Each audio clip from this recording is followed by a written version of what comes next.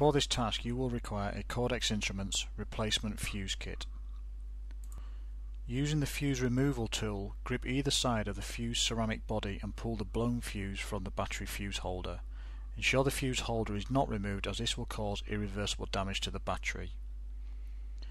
Take one of the replacement fuses from the packaging and, using the fuse removal tool again, insert the new fuse into the fuse housing.